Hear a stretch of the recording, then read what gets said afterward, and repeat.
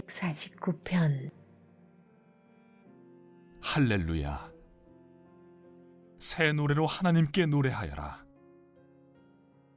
그분을 사랑하는 모든 이들과 함께 그분을 찬양하여라. 이스라엘 모든 백성들아, 너희의 주권자이신 창조주를 찬양하여라. 시온의 아들 딸들아, 너희 왕으로 인해 기뻐 뛰어라. 춤추며 그분의 이름을 찬양하고 밴드를 울려 음악을 연주하여라. 하나님은 자기 백성을 기뻐하시고 평범한 이들을 구원의 화환으로 꾸며주신다. 주님을 참으로 사랑하는 이들아, 소리치며 찬양하여라. 어디에 있든지 노래 불러라. 소리 높여 하나님을 찬양하여라. 칼을 휘둘러 열정적으로 칼춤을 추어라. 이것은 하나님께 거역하는 민족들을 향한 복수의 경고, 임박한 징벌의 신호다. 저들의 왕들은 사슬에 묶여 감옥으로 끌려가고 지도자들은 영원히 감옥에 갇히며 저들에 대한 엄정한 심판이 시행될 것이다. 그러나 하나님을 사랑하는 이들은 모두 영광의 자리에 앉으리라. 할렐루야.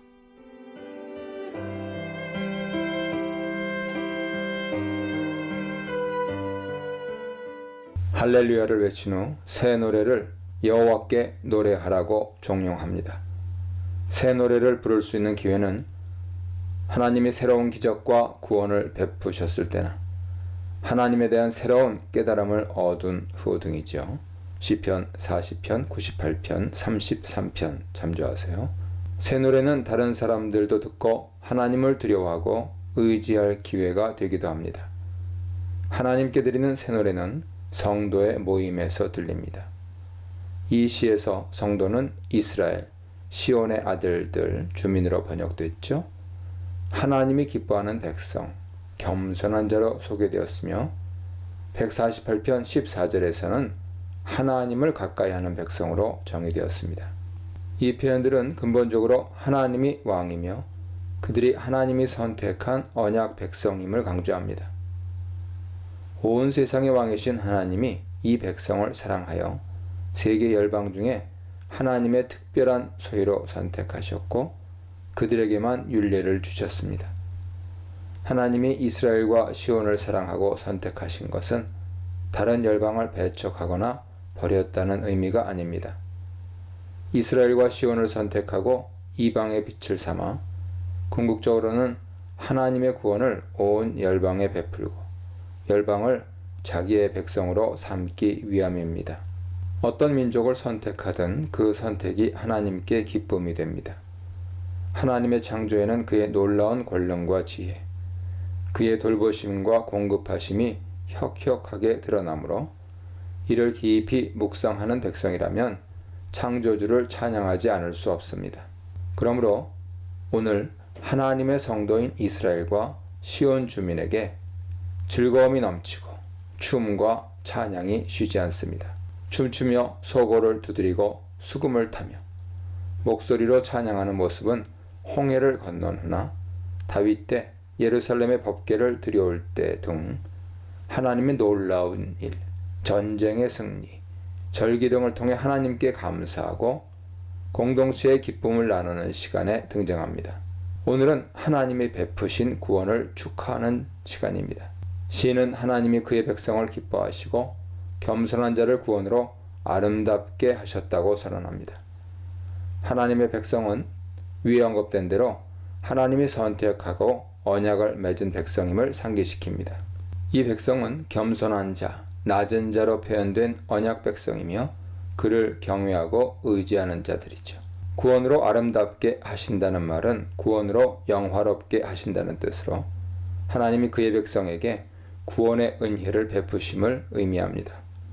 한편 춤과 악기와 노래 등으로 하나님을 찬양하는 데 있어 기쁨과 즐거움은 필수적인 요소입니다. 여기에는 찬양하는 하나님의 백성에 대한 하나님의 기쁨이 전제되어 있습니다.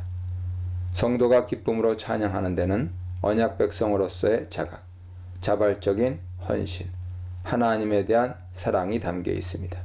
시편 여러 곳에서 하나님께 즐거이 외칠 것을 당부합니다. 하나님을 예배하는 곳이라면 찬양과 기쁨의 소리가 넘칩니다. 물론 회개의 눈물이 있을 수 있으나 회개 후에는 감사와 기쁨의 찬양이 뒤따릅니다. 느헤미야 8장 9절 이하 보세요. 성전에 찬양 소리 대신 애곡 소리가 있고 제사장들이 슬퍼하는 때는 예배와 절기가 사라진 때이며 이방인의 침략이나 심판이 있는 때입니다. 5절로 9절입니다.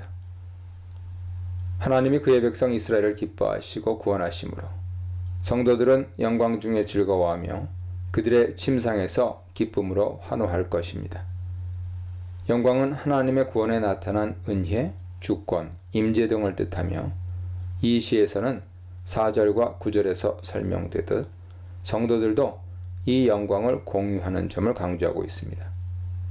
침상은 개인의 사적 공간이며 가장 솔직한 감정이 표출되는 곳입니다.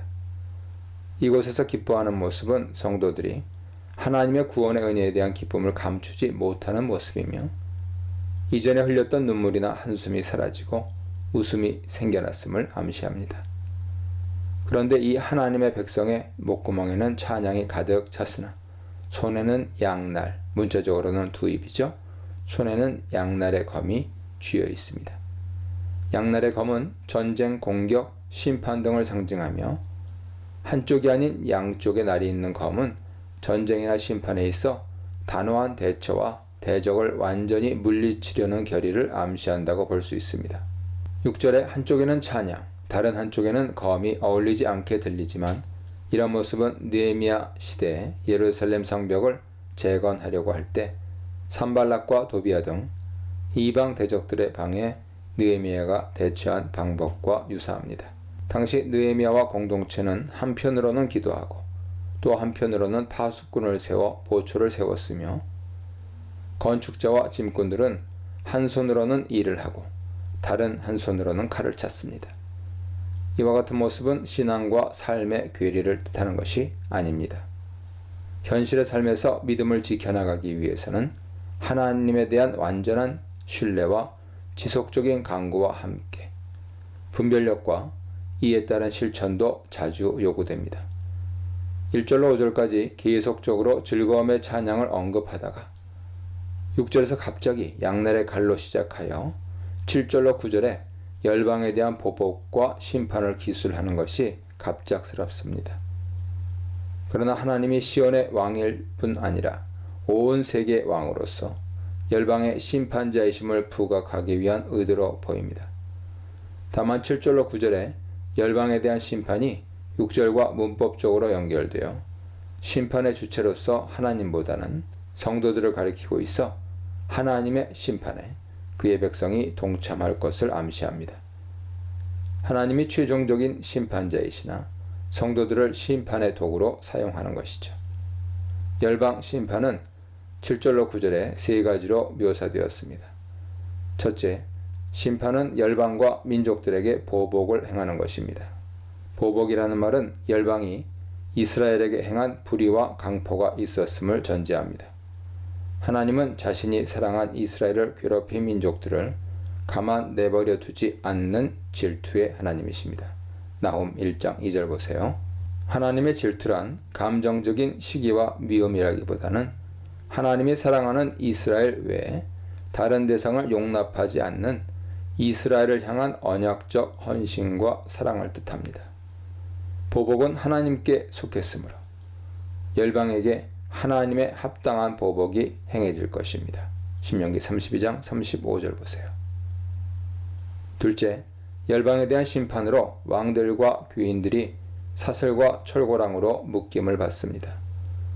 왕과 권세자들이 처벌받는 것은 그 나라와 백성 전체의 처벌을 뜻합니다.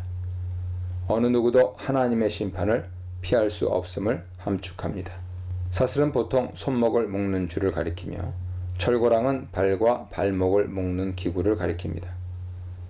전쟁과 심판에서 사슬과 철고랑에 묶이는 것은 문자 그대로의 죄수나 포로가 되어 묶인 것을 가리키므로 패배와 징벌을 상징합니다. 은유적으로는 환난이나 고통에 처한 상황을 뜻하기도 합니다. 사슬에 묶인 열방은 승리자 하나님과 그의 백성에게 온전히 복종해야 합니다. 셋째, 열방은 기록한 판결대로 심판받습니다. 기록한 판결이란 공정한 심리를 통해 정당하게 판결되었음을 함축합니다. 이상 세 가지 내용은 하나님이 열국을 심판하기 위한 전쟁을 준비할 때 열국을 심판의 골짜기로 다 모으고 그의 용사들도 오게 하여 그들로 열국을 치도록 하는 장면과 흡사합니다. 요엘 3장 11절 이하 보세요. 또한 시편 2편을 연상시킵니다. 이 본문들을 종말에 적용하면 하나님이 그의 왕국을 세우실 때 메시아와 백성을 동참시키는 것을 보여줍니다. 하나님이 열방을 심판하려고 모을 때 시온 백성이 일어나 열방을 깨뜨리고 탈취물을 하나님께 드리게 될 것입니다. 하나님이 메시아를 보내 하나님의 왕국을 세우실 때 메시아와 함께한 자들을 이슬과 담비같이 축복의 도구로도 사용하시며 열국과 여러 민족 중에 두려운 사자같이 원수를 진멸하는 심판의 도구로도 사용하실 것입니다. 미가 5장 보세요. 신약에서는 성도들이 하나님과 그리스도의 제사장이 되어 그리스도로 더불어 다스릴 것을 예고합니다. 계시록 20장 보세요. 열방의 심판을 통해 하나님의 구원이 나타나므로 그 구원의 영광이 심판에 참여한 성도에게도 공유됩니다. 새 노래가 필요한 사람들, 언약을 기억하는 사람들, 심판의 날을 기다리는 사람들에 대해 묵상해 보시기 바랍니다.